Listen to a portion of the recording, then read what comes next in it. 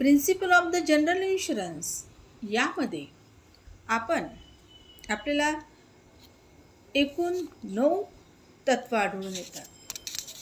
म्हणजे principle of general insurance म्हणजे सर्वसामान्य विमा व्यवसायाचे तत्त्व कोणकोणते आहेत. यामध्ये पहिलं तत्त्व आहे परस्पर विश्वासाचे तत्त्व, म्हणजेच प्रिन्सिपल ऑफ गुड फेथ. विमा कंपनीचा जो करार आहे 2 व्यक्तींमध्ये होतो तो कसा आहे, परस्पर विश्वासावर आधारित आहे. म्हणजेच यामध्ये विमा उतरवताना कंपनीकडून काही माहिती मागवली जाते, तसेच विमेदाराकडून काही विशिष्ट स्वरूपाची माहिती दिली जाते. ही माहिती विमेदाराने कंपनीला अतिशय अचूक व स्पष्टपणे दिले आवश्यक आहे. तसेच विमा कंपनीने सुद्धा आपल्या ज्या कंडिशन्स किंवा जे काही टर्म्स असतील, त्या अटी असतील, ते विमेदारासमोर स्पष्टपणे नमूद करावेत. कोणतीही कंडिशन, टर्म्स अँड कंडिशन लपवून ठेवू नये.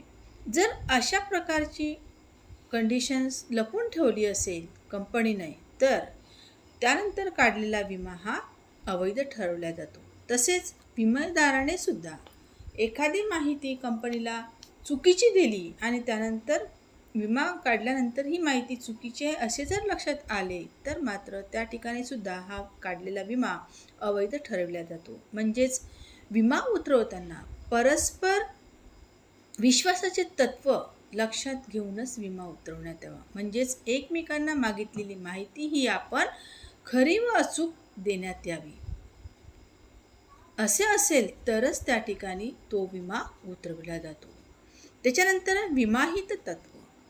विमाहित तत्त्वामध्ये विमेदार ज्या वस्तूचा विमा उतरवतो, स्वतःचा किंवा आणखी कोणत्या वस्तूंचा विमा उतरवतो, तेव्हा त्याचं हित त्या वस्तूमध्ये गुंतलेलं असणं आवश्यक आहे. म्हणजेच समजा एखाद्या व्यक्तीने आपल्या बिझनेसचा विमा उतरवला असेल आणि भविष्यात त्या बिझनेसमधून जर त्याला नुकसान झालं तरच या ठिकाणी त्याला नुकसान भरपाई दिली जाते. आणि त्याला नुकसान होणे आवश्यकच आहे, कारण या ठिकाणी विमाहित तत्त्व म्हणजे त्याचा हित त्या व्यवसायामध्ये गुंतलेलं असणं आवश्यक आहे. जर त्या व्यवसायापासून नुकसान झालं आणि त्याला कोणताही परिणाम होत नसेल, तर या ठिकाणी तो काढलेला विमा कसा राहील, अवैध ठरण्यात येईल.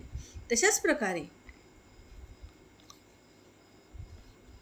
व्यक्तीचं हित सुद्धा त्याच्या जीवनामध्ये गुंतलेलं असणं आवश्यक आहे. फॉर एक्झाम्पल जीवन विमामध्ये सुद्धा आपण बघतो की जो व्यक्ती विमा उतरवतो त्याचं हित स्वतःच्या जीवनात तर असतंच. म्हणजे उद्या जर त्याने आपल्या जीवनाचा विमा उतरवला तर त्याला नुकसान होणार. मग नुकसान झालं तर त्याला तसेच त्याच्या परिवाराला दुःख होईलच आणि त्याची नुकसान भरपाई ही त्याच्या परिवाराला देण्यात यावी. तसेच त्यांनी त्याच्या कुटुंबातील व्यक्तींचा, पत्नीचा किंवा मुलांचा विमा जर उतरवायचा असेल तर त्याचं हितसुद्धा त्यांच्यामध्ये गुंतलेलं असणं आवश्यक आहे. असं हित जर गुंतलेलं असेल तरच त्या ठिकाणी विमा उतरवला जातो आणि त्या व्यक्तीचं हित त्या वस्तूमध्ये किंवा जीवनामध्ये गुंतलेलं नसेल तर त्या ठिकाणी अशा कोणत्याही प्रकारचा विमा उतरवला जात नाही. म्हणून विमा उतरवताना त्या व्यक्तीचं किती हित त्या वस्तूमध्ये तसेच व्यवसायामध्ये त्या विम्यामध्ये गुंतलेलं आहे याचा विचार केल्यानंतरच विमा उतरवला जातो. जर त्याचं हित गुंतलेलं नसेल तर त्या ठिकाणी विमा उतरवला जात नाही. त्याच्यानंतर तिसरा पॉईंट आहे हानी भरण्याचे तत्त्व, प्रिन्सिपल ऑफ द ॲडेंडमिनिटी. म्हणजेच यामध्ये विमा काढल्यानंतर जर त्या वस्तूचं नुकसान झाल्यास किंवा त्या व्यक्तीला नुकसान झाल्यास तर त्याची नुकसान भरपाई करून देण्याचे आश्वासन विमा कंपनीकडून दिले जाते. मग अशा प्रकारचे हानी भरण्याचे तत्व या तत्वाच्या आधारावरच विमा कंपनी कार्य करते. म्हणजेच विमा वस्तूला किंवा संपत्तीला हानी किंवा नुकसान झाल्यास त्या वस्तूच्या मालकाला विमा कंपनीने किंवा विमा चालकाने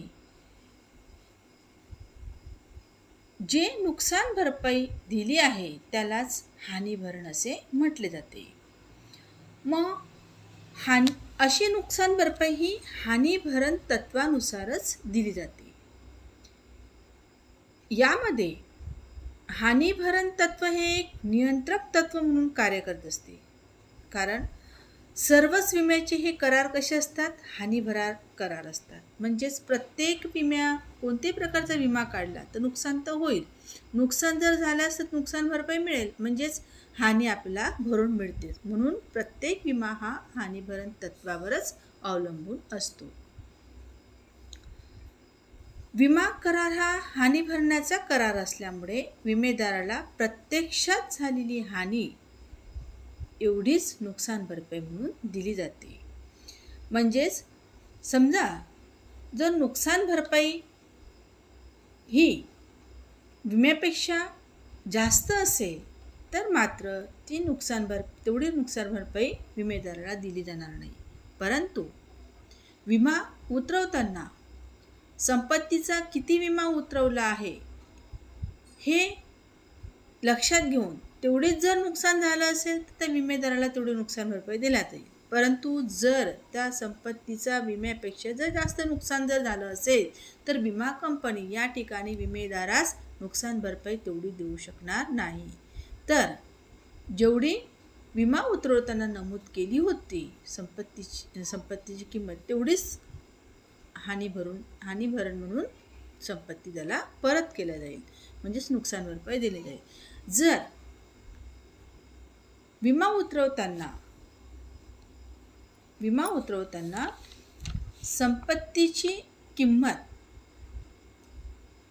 जास्त असेल आणि प्रत्यक्षात नुकसान कमी झालं असेल तर जेवढं नुकसान झालं असेल तेवढीच नुकसान भरपाई ही विमा कंपनीकडून विमेदाराला देण्यात येते.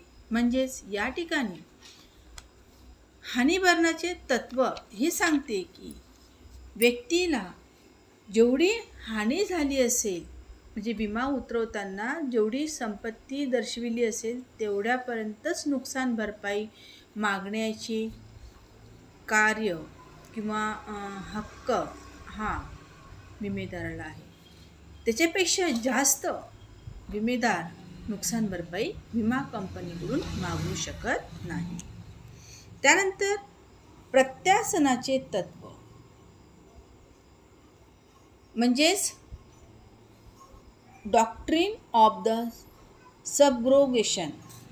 म्हणजे प्रत्यासनाचे तत्व म्हणजे काय की तिसऱ्या व्यक्तीविरुद्ध असणारे हक्क किंवा अधिकार दुसऱ्या व्यक्तीकडून प्राप्त करणे म्हणजेच प्रत्यासनाचे तत्व. या तत्वानुसार विमा कंपनी विमेदाराला त्याच्या विमा वस्तूला झालेल्या नुकसान भरपाईची पूर्ण भरपाई दिल्यानंतर त्या वस्तूच्या शिल्लक भागावर स्वतः काय करते? कब्जा करते, त्याला असं म्हणू शकतो. आणि त्यानंतर त्या संपत्तीला जेवढं नुकसान झालं आहे त्याची नुकसान भरपाई मागण्याचा हक्क मात्र कंपनीला प्राप्त होतो. म्हणजे या ठिकाणी असं म्हणता येईल की एखाद्या व्यक्तीने मोटार विमा काढला आणि त्या मोटारीचा ॲक्सिडेंट झाला आणि त्यामध्ये त्या मोटारीचं नुकसान झालं. तर अशा वेळेस त्या मोटार मालकाला विमा कंपनी जेवढं नुकसान झालं असेल तेवढी नुकसान भरपाई विमा कंपनीकडून विमेदाराला दिली जाईल. जर पूर्णच मोटार नष्ट झाली असेल, चकनाचूर झाली असेल तर नवीन मोटार विमेदाराला विमा कंपनीकडून दिली जाते आणि जे अवशेष असतील उर्वरित जुन्या मोटारीचे ते विमा कंपनी आपल्या ताब्यात घेते. आणि यानंतर मात्र प्रत्यासनाच्या तत्वानुसार विमा कंपनी ज्या व्यक्तीकडून मोटारीचे खरोखर नुकसान झाले आहे किंवा ज्या व्यक्तीने हा अपघात घडवून आणला आणि त्यामध्ये मोटारीचे नुकसान झालं असेल तर अशा थर्ड पार्टीकडून नुकसान भरपाई मागण्याचा दावा थर्ड पार्टीवर विमा कंपनी करू शकते. आणि अशा वेळेस जर विमेदाराने थर्ड पार्टीकडून काही रक्कम जर घेतली असेल त्या मोटारीची तर ती रक्कम परत मागण्याचा अधिकार सुद्धा विमा कंपनीला विमेदाराकडून प्राप्त होतो. अशा प्रकारे जे अधिकार विमेदाराला मोटारी संबंधीचे होते तेच अधिकार आता विमा कंपनीला प्राप्त होतील. म्हणजेच इथे प्रत्यासनाचे तत्व या ठिकाणी लागू होते. अशा प्रकारे विमा वस्तूच्या नुकसानीसाठी जबाबदार असणाऱ्या व्यक्तीविरुद्ध विमा कंपनी कोर्टामध्ये नुकसान भरपाईचा दावा करू शकते आणि अशा प्रकारे त्या थर्ड पार्टीकडून विमा कंपनी मग नुकसान भरपाई प्राप्त करते आणि अगोदरच ती भरपाई विमा कंपनीकडून कोणाला दिली जाते तर विमेदाराला दिली जाते. अशा प्रकारचं हे प्रत्यासनाचं तत्व या ठिकाणी अंमलात येते. त्यानंतर सहकाराचे तत्व. विमा कंपनीचा जो करार आहे हा सहकाराच्या आधारावरच चालत असतो. कारण विमा कंपनीचा करार जरी विमा कंपनी तसेच विमेदार यांच्यामध्ये होत असेल तरी अनेक विमेदार एकत्रित येऊन सहकाराने एकत्रित येऊन आणि त्यांना असं वाटत असेल की आपल्याला भविष्यामध्ये नुकसान होईल अशीच व्यक्ती एकत्रित येऊन एक विशिष्ट रक्कम प्रत्येकजण गोळा करतो आणि त्यानंतर ज्या व्यक्तीला प्रत्यक्षात नुकसान होत असेल अशा व्यक्तीला ती दिली जाते. अशा पद्धतीनं त्या व्यक्तीला नुकसान भरपाई करून दिली जाते. म्हणजेच या ठिकाणी सहकाराच्या तत्वावर संपूर्ण विम्याचे कार्य कसे आहे आधारित आहे. म्हणजेच अनेक व्यक्तींनी एकत्रित येऊन नुकसान भरपाईची तरतूद केल्याशिवाय विम्याचे कार्य या ठिकाणी पार पडू शकत नाही. म्हणून या देशात व्यापार व्यवसाय आणि विकासाचे कार्य हे अशाच प्रकारे सुरळीत चालून राहील आणि समाजात वस्तू आणि सेवांचा पुरवठा सुद्धा नियमित सुरळीत चालू राहील आणि सर्वांच्या मनात जोखमीची भीती कमी झाल्यामुळे म्हणजे सहकाराच्या तत्वानुसार काय होते की माझं नुकसान मी विमा कंपनीवर ढकलतो. त्यामुळे प्रत्येक व्यक्तीच्या मनामध्ये जोखीम ही म्हणजे पूर्णतः नष्ट झाल्यासारखीच राहते. म्हणून प्रत्येक व्यक्ती जोमाने आपला व्यवसाय करण्यास तत्पर असतो आणि अशा प्रकारे सहकाराच्या तत्वाचा वापर करून विमा व्यवसाय देशाच्या विकासाला फार मोठा हातभार लावू शकतो. त्यानंतर बघणाऱ्यास नुकसान कमी करण्याचे तत्व म्हणजेच principle of mitigation of loss. म्हणजे नुकसान कमी करण्याचे तत्व म्हणजे काय? म्हणजे एखाद्या वस्तूचा विमा जर उतरवला असेल तर त्यावेळेस त्या वस्तूचा उपयोग आपण कसाही करू नये. या ठिकाणी विमा कंपनी विमेदाराला वस्तूचा उपयोग व्यवस्थितपणे करावा, त्याचं नुकसान होऊ नये अशा पद्धतीने उपयोग करावा असे सुचविते आणि अशा प्रकारे वस्तूची काळजी घेऊनही जर का नुकसान होत असेल तर मात्र या ठिकाणी विमा कंपनी विमेदाराला नुकसान भरपाई देण्यास ची हमी देते. परंतु जर विमा कंपनीने विमेदारास नुकसान कमी करण्याच्या तत्वानुसार माहिती देऊन तरीसुद्धा विमेदाराने त्या तत्वाचा म्हणजे उपयोग केला नसेल किंवा त्याचा म्हणजे वापर केला नसेल तर नुकसान होत असेल तर मात्र होणारे नुकसान भरपाई विमा कंपनी देण्यास तयार नसते. फॉर एक्झाम्पल आपण म्हणतो की मी आता गाडीचा विमा उतरवला आहे तर मी गाडी कशीही चालवायची, कारण मला उद्या जर नुकसान भरपाई झाली तर मला कंपनी भरून देणारच आहे. परंतु कंपनीने काय म्हटलेलं आहे की नुकसान कमीत कमी व्हावे अशा प्रकारचं तुम्ही काय करायचं आहे, त्याचा उपयोग करायचा आहे.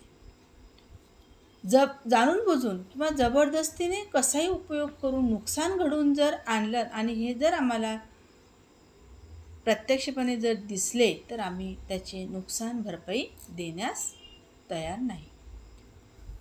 मोबाईल घेतला आणि त्याचा इन्शुरन्स काढला, मोबाईल पाण्यात पडला, जर नुकसान झालं तर कंपनी भरून देईल. पण आपण जर का मुद्दामून जाऊन पाण्यात जर टाकला तर मात्र ते जे नुकसान होत असेल तर कंपनी ते नुकसान देण्यास तयार नाही.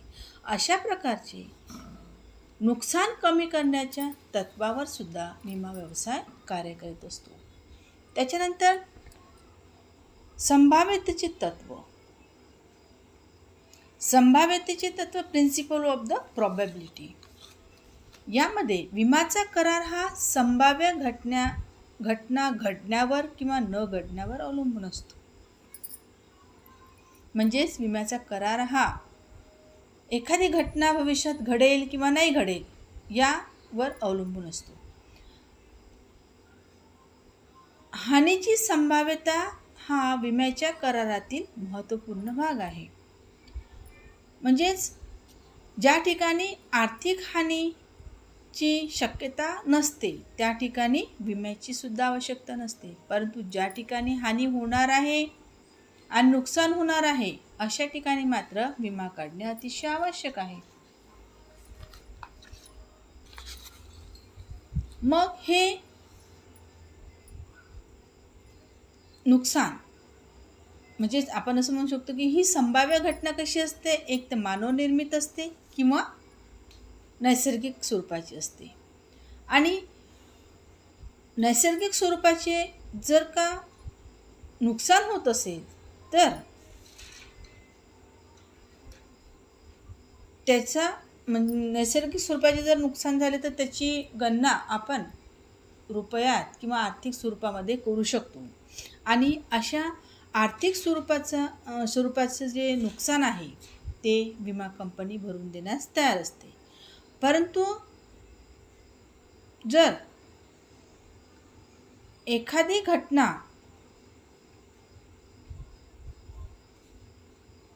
म्हणजे अशा प्रकारची काय म्हणता येईल त्याला की एखादी घटना घडणार नाही आणि ती आपण जर का घडून आणली तर मात्र त्यामध्ये जास्त नुकसान होत असेल तर अशी नुकसान भरपाई करून देण्यास कंपनी तयार नसते. फॉर एक्झाम्पल मी असं सांगू शकते की एखादा व्यावसायिक आहे, समजा for example ginning pressing factory आहे त्याच्याकडे, त्याने त्या फॅक्टरीचा किंवा त्या फॅक्टरीमधील असलेल्या कापसाचा पूर्णतः विमा उतरवलेला आहे. आता या ठिकाणी आग लागणे हे नैसर्गिक कारण आहे आणि या शॉर्ट सर्किट होऊन जर का आग लागली असेल आणि त्याच्यामुळे जर का त्याच्या जिनिंग प्रेसिंग फॅक्टरीमधील कापूस पूर्ण नष्ट आला असेल तर अशा वेळेस कंपनी त्याला काय देईल, नुकसान भरपाई करून देईल. परंतु जर त्या व्यक्तीने स्वतःहून आग लावली असेल तर मात्र अशी आग लावून होणारे जे नुकसान आहे ती भरपाई करून देण्यास कंपनी तयार नसते.